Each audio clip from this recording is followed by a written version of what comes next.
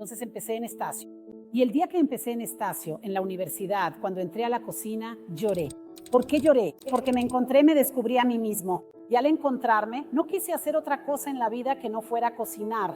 Para mí es una historia de amor con la cocina. Entonces, cocinar es hacer algo para alguien y esa comida, en mi opinión, es una forma de amor. Y ahí, Kaiters, ¿todo bien? Acabo de llegar aquí a la Quitutería Pampulla para conocer a Ana. Ana hace unos bocadillos, algunos congelados, empanadas, salados, y vamos a conocer un poco más de su historia, entender qué tiene para contarnos sobre este desafío de emprender, de tener un espacio físico, cuáles son las principales cuestiones que enfrenta en su día a día como emprendedora. Así que ven con nosotros para otro episodio de Causa o Controle. Hice varias carreras universitarias. Empecé Derecho, empecé Trabajo Social, empecé esto, empecé aquello, pero nunca me encontré. Con eso, mi esposo me dijo, Ana, desde siempre te veo creando, cocinando y te veo feliz. ¿Es eso lo tuyo? Vamos a estudiar gastronomía. Y yo dije, no, es que tiene razón. Se dieron las condiciones. Pensé, wow, pero gastronomía es muy caro. Hice el ENEM, pasé y gané una beca. Entonces empecé en Estacio y entonces el día que empecé en Estacio, en la universidad, cuando entré a la cocina, lloré. ¿Por qué lloré? Porque me encontré a mí misma, me descubrí y después de encontrarme no quise hacer otra cosa en la vida que no fuera cocinar. Para mí es una historia de amor con la cocina. Entonces, cocinar es hacer algo para alguien y esa comida es una forma de amor. En mi opinión es eso. Fui muy reacia a tener la cafetería. ¿Por qué? Tenía un problema que no parece, pero soy muy tímida. No lo parece, pero lo soy. Y uno crea un personaje. Entonces, ¿qué pasa? Yo iba a hacer las entregas. Al principio no había repartidor en moto y el que había era muy caro. No tenía condiciones de pagar el motoboy y todo eso. ¿Y qué pasó con eso? Yo iba a hacer las entregas con mi esposo en su coche y yo era tan tímida, pero tan tímida que le pedía que parara un número después de la casa del cliente y todavía me agachaba para que el cliente no me viera de la vergüenza. ¿Entiendes? Y yo escuchaba a los clientes diciendo, mándale un beso a Ana. Después fui ganando confianza. Él me fue quitando esa resistencia de aparecer, de mostrarme. Empecé a hacer más videos. Incluso salí en la televisión. Y así fui creciendo, fui creciendo, fui creciendo. Y entonces abrí la tienda de Villarrica. Cuando abrí la tienda de Villarrica, pasó. No fue una ni dos veces. El cliente entra y dice así, ¿tú eres Ana? Le dije, sí, soy yo. Entonces hubo una que dijo, ¿tú existes? Pensé que eras inteligencia artificial. Ya me han dicho eso. Porque no sabía que existías. Dije, no, pero sí existo. Eso era de un área comercial, no tenía nada que ver con gastronomía.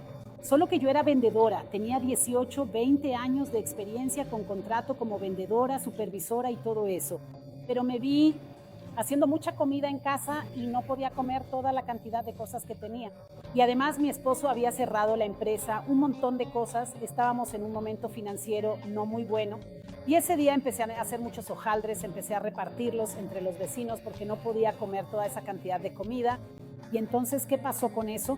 Un buen día, una vecina me pidió que le hiciera unas coxiñas.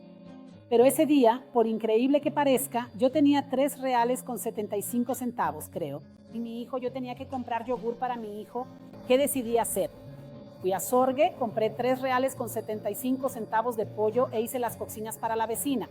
Con ese dinero compré el yogur, compré más pollo e hice más coxiñas. Y me senté y pensé, no me voy a desesperar, voy a hacer un plan de negocios y voy a montar la tienda de bocadillos.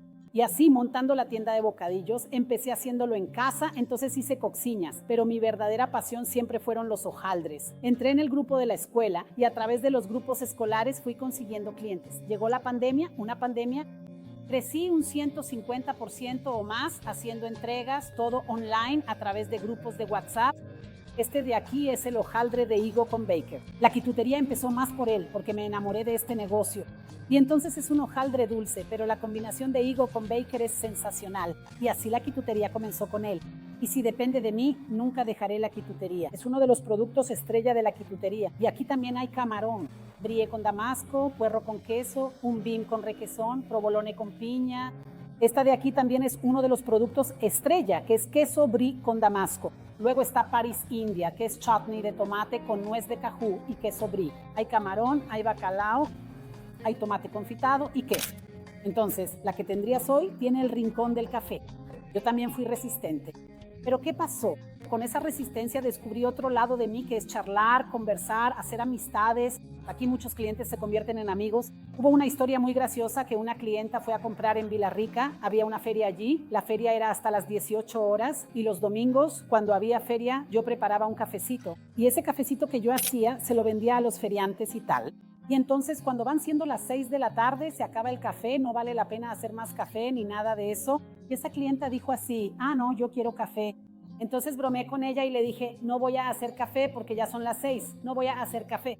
Entonces ella dijo: no quiero café, yo lavo los trastes. Le dije: ¿estás diciendo que vas a lavar los trastes? Resumiendo, hice el café, claro que no iba a dejar que ella lavara los trastes. Al parpadear, ella ya lavaba los trastes, así que la dejé. Luego los lavó y su hija dijo: vaya, Ana, mi mamá no lavó platos, la empleada. Estás haciendo algo que hasta le voy a tomar una foto, ¿ves? Te lo dije. Entonces valió la pena el café, ¿no? Y así pasan esas cosas en las que los clientes se van convirtiendo en amigos. Solo que llegó un punto en el que necesitaba crecer más y ya no podía encargarme de la producción. Entonces, ¿qué necesitaba? Primero necesitaba una gestión del negocio. Entonces mi esposo contrató Kite. Al contratar Kite, empecé a registrar a todos mis clientes y con eso yo tenía el cliente que compraba siempre, el cliente del que yo sabía cuándo fue su última compra, cuánto me generaba en ventas, todo eso lo podía saber. Los ingresos, mi control de inventario que tenía en Kite. Entonces, ¿qué pasó con eso? Me dio tranquilidad para poder producir más y pensar fuera de la caja. Y entonces monté una fábrica en la casa de mi abuela, que quedó solo como la fábrica. Conseguí tener colaboradores para que me ayudaran. Y entonces fui saliendo poco a poco, nunca dejando la cocina, pero siempre teniendo más manos para crear más.